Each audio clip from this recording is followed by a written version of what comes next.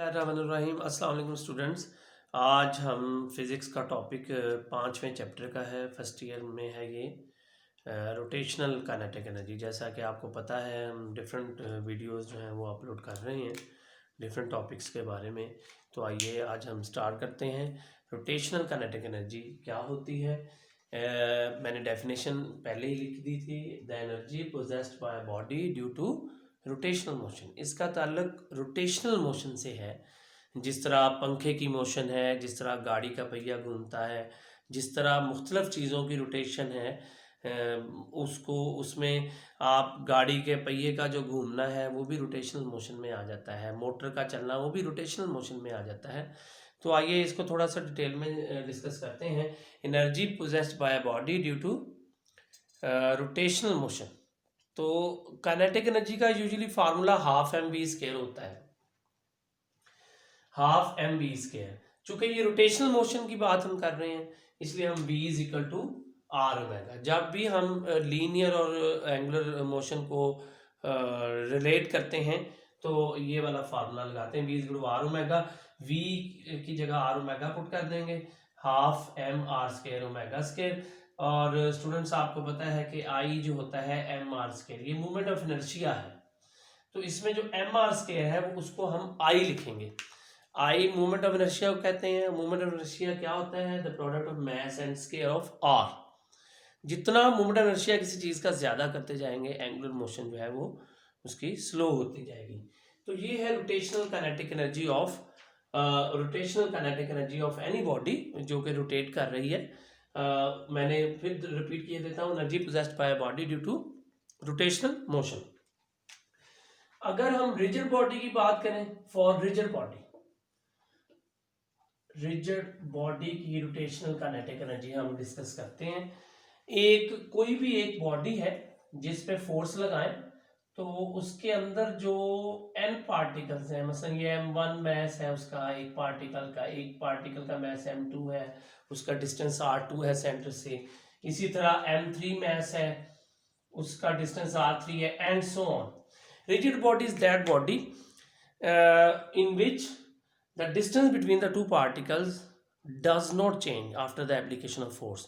या हम यूं भी कह सकते हैं कि जिस पे फोर्स लगाएंगे और उसकी शेप में तब्दीली ना आए, या उसके जो अंदर पार्टिकल्स हैं वो उसका जो डिस्टेंस है वो चेंज ना हो। तो रोटेशनल काइनेटिक एनर्जी जैसे कि आपको पता है half M R square omega square. अगर हम रिजिड बॉडी का लेंगे तो ये पहले पार्टिकल का लिखेंगे half m1 r1 square omega square. Omega के साथ वन नहीं डाल रहा मैं, अभी इसकी रीजन बताता हूँ। दूसरे पार्टिकल का half m2 r2 square omega square, तीसरे का half m3 r3 square omega square, plus so on, plus half mn rn square omega square. तो स्टूडेंट ये देखें, मैं इसको फोकस भी कर देता हूँ, थोड़ा सा इसको मैं फोकस करता हूँ। तो पहले का half m1 r1 square omega square, फिर दूसरे के साथ 2 लगा देना है, तीसरे के साथ 3 लगा देना है। तो देखें कि ओमेगा जो है ना वो एंगुलर वेलोसिटी को कहते हैं। एंगुलर वेलोसिटी जो है वो सब पार्टिकल्स की सेम रहती है। एंगुलर वेलोसिटी में कोई चेंज नहीं आती। राइट हैंड रूल लगा के ये आप इस बात को ऑब्जर्व कर सकते हैं। देखिए जब कोई बॉडी रोटेट करता है तो जैसे हम किसी झूले पे बैठे हुए हैं, टी कप्स में बैठे हुए हैं और वो रोटेट कर रहा है तो सारे ही बच्चे उसी या सब लोग पार्टिसिपेंट्स उसी डायरेक्शन में रोटेट करेंगे। जैसे राइट हैंड रूल में देखिए m1 हो या m2 हो या m3 हो, राइट हैंड रूल सबके लिए एक ही तरह के से लगेगा क्योंकि रोटेशन एक डायरेक्शन में है और सबकी एंगुलर वेलोसिटी वो थंब शो करेगा। तो स्टूडेंट इसलिए ओमेगा 1 ओमेगा 2 ओमेगा 3 नहीं लगाया हमने सिंपल ओमेगा ही लगा दिया है। तो आइए इसको आगे करते हैं। हाफ कॉमन आ गया, m1 r1 square plus m2 r2 square plus m3 r3 square plus so on plus mn rn square, omega square भी कॉमन आ गया। मैं इसको यूं यहाँ पे फोकस कर देता हूँ। हाफ और ओमेगा स्क्वायर कॉमन आ गया और स्टूडेंट्स आपको पता है कि m1 r1 square plus m2 r2 square plus m3, ये सब को हम समेशन की फॉर्म में लिख सकते हैं। i1 इज इक्वल टू 1 1 से लेकर n तक है, क्योंकि n पार्टिकल्स हैं, ये आएगा MI/RI² ओमेगा स्क्वायर ब्रैकेट के बाहर हम डाल देते हैं। तो ये मैं इसको थोड़ा सा नीचे करके दिखा देता हूँ। ये हाफ MI/RI², तो ये मोमेंट ऑफ इनर्शिया जो MI/RI² है सारे पार्टिकल्स का है, यानी कहने का मतलब ये पूरे रिजिड बॉडी का है, इसलिए हम इसको यूं लिख देते हैं। इसको मैं अगले स्टेप पे जाके यूं लिख दूंगा, देखें रोटेशनल काइनेटिक एनर्जी आ जाएगी हाफ, चूंकि ये MI/RI² ये पूरा ब्रैकेट के अंदर जो है ना, इसको मैं मूवमेंट ऑफ इनर्शिया की शक्ल में, क्योंकि ये पूरे बॉडी का आ जाएगा मूवमेंट ऑफ इनर्शिया। तो ये रिजिड बॉडी की हमने रोटेशनल काइनेटिक एनर्जी निकाली है। अब हम निकालेंगे rotational kinetic energy of disc. पहले हम डिस्क की निकालेंगे। डिस्क एक आप कह लें, इस डिस्क का जो अगर देखा जाए तो एक प्लेट की शक्ल का, एक थाली इसी की शक्ल का एक बॉडी है। जैसे डिस्क आप हालात में देखते हैं, ये डिस्क है, इसका मोमेंट ऑफ इनर्शिया होता है, ये देखें, हाफ mr²। ये डिस्क का मोमेंट ऑफ इनर्शिया है हाफ mr²। इसकी मैं रोटेशनल काइनेटिक एनर्जी आपको निकाल के दिखाता हूँ। इसका फार्मूला है रोटेशनल काइनेटिक एनर्जी का हाफ I ओमेगा²। तो आप I की जगह उसकी वैल्यू पुट कर दोगे, यानी कि हाफ mr² ओमेगा² जो है ब्रैकेट के बाहर डाल दिया। तो इसको मैं थोड़ा सा फोकस कर देता हूँ, ये देखें, और ये देखें half mr² moment of inertia की वैल्यू है, इसको यहाँ पे ले जाता हूँ, ये देखें, ये आ गया 1/4 mr² ओमेगा²। तो स्टूडेंट आपको पता है कि v equal to r omega होता है, अगर आप v² करेंगे तो r² ओमेगा² आ जाएगा। इसको मैं थोड़ा सा फोकस कर देता हूँ। तो 1/4 m r ओमेगा, मैंने कहा ना r ओमेगा जो है v के बराबर होता है, तो v² r ओमेगा², ये आ गया 1/4 mv²। ये रोटेशनल काइनेटिक एनर्जी आई है डिस्क की, ये रोटेशनल काइनेटिक एनर्जी आई है डिस्क की। अब मैं बात करने लगा हूं हूप की। हूप कह लें या रिंग कह लें, यानी फॉर हूप, इसका मोमेंट ऑफ इनर्शिया होता है mr²। हूप किस शक्ल का होता है, यहाँ पे हूप मैं आपको बताता हूँ। Rotational kinetic energy of hoop इस रिंग की शक्ल का, जैसे डोनट शेप का होता है, जैसे पोलो की एक गोली सी होती है दरमियान से खाली, जैसे रिंग टाइप का आप कह लें, या डोनट शेप का बॉडी। इसकी मैं रोटेशनल काइनेटिक एनर्जी आपके सामने लिखता हूँ। Rotational kinetic energy half I omega formula है, I की जगह हम लगा देंगे mr²।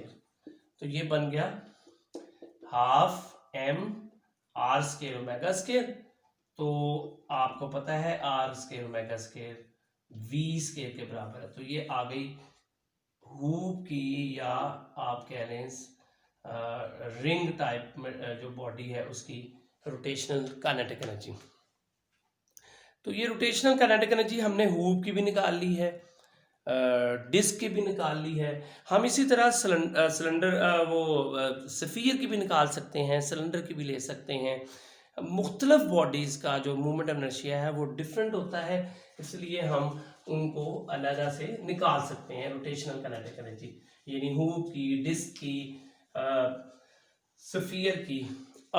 इसके आगे जाके हम इसको डिस्कस करते हैं, जैसा कि हमारे सिलेबस में है, velocities of disc and hoop when they are moving down from an inclined plane। जब वो inclined plane से नीचे आ रहे हैं उनकी हम वेलोसिटीज निकालेंगे। ये देखें, ये एक इंक्लाइन प्लेन है। फर्ज करें हम डिस्क की बात करने लगे हैं। फॉर डिस्क देखें जब डिस्क नीचे आती है तो ये इसमें रोटेशनल मोशन भी है और ट्रांसलेशनल मोशन भी है। तो जब वो ऊपर से नीचे आएगी, हाइट से नीचे नीचे जा रही है, रोल डाउन कर रही है, मैं यहाँ पे आपको दिखा भी देता हूँ। तो इसमें देखें हम लिखेंगे loss in potential energy is equal to gain in kinetic energy. Loss in potential energy is equal to gain in kinetic energy. तो देखिए पोटेंशियल एनर्जी ऊपर से नीचे आते हुए mgh, काइनेटिक एनर्जी दो किस्म की होगी, एक ट्रांसलेशनल और दूसरी रोटेशनल। ट्रांसलेशनल स्टूडेंट कैसे, आगे जा रही है, घूमते हुए भी जा रही है, रोटेशनल भी, और आगे भी जा रही है। तो इसको हम यहाँ पे सॉल्व कर लेते हैं। ट्रांसलेशनल काइनेटिक एनर्जी जैसा कि वो फार्मूला वो एक ही रहता है। Rotational kinetic energy of disc का जो था, क्योंकि हम डिस्क की वेलोसिटी निकालना चाह रहे हैं, रोटेशनल काइनेटिक एनर्जी जैसे कि अभी आज हमने अभी निकाली है 1/4 mv स्क्वायर। तो स्टूडेंट 4 एलसीएम आ गया, 2 mv square plus mv square, और लेफ्ट साइड पे लॉस इन पोटेंशियल एनर्जी ये था mgh। तो मैं अब आगे इसको कैरी ऑन करता हूं। ये देखें अब ये फार्मूला mgh और ये 2 प्लस 1 mv स्क्वायर, ये आ गया 3 mv स्क्वायर बाय 4, mm से कट गया, ये 4 इस तरफ ले आए आप, 4gh, देखिए m दोनों तरफ है ना, 4gh is equal to 3v square, और v स्क्वायर आ गया 4gh बाय 3। यानी सिंपल वर्ड्स में आप इसका जब अंडर रूट लेंगे तो ये आ जाएगा 4gh बाय 3। ये स्टूडेंट डिस्क की वेलोसिटी आई है, किसकी आई है, डिस्क की। ये डिस्क की वेलोसिटी जब वो इंक्लाइंड प्लेन से नीचे आ रहा हो।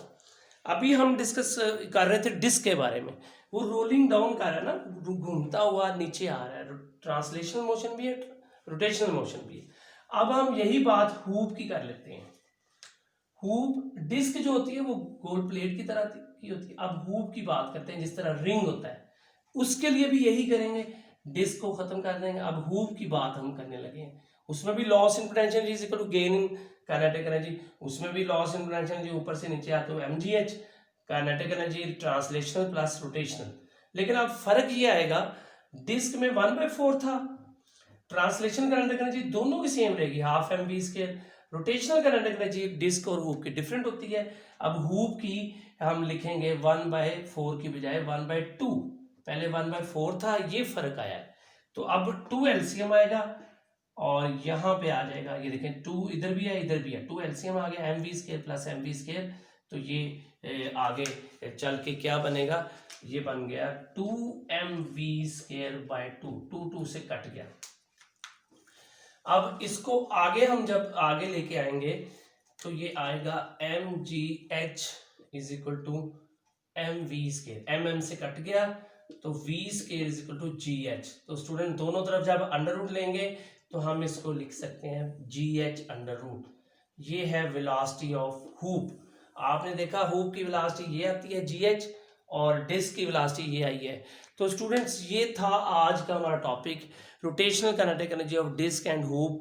ये देखें डिस्क की velocity 4gh by 3 under root है और हूप की है gh अंडर रूट। तो किसकी ज्यादा होगी, डिस्क की ज्यादा। कंफर्मली आप जब 4/3 का अंडर रूट निकालेंगे तो 1.15 आएगा और ये gh है। जब आप कंपैरिजन करेंगे तो आपको पता चलेगा। मैं यहां करके भी दिखा देता हूं आपको।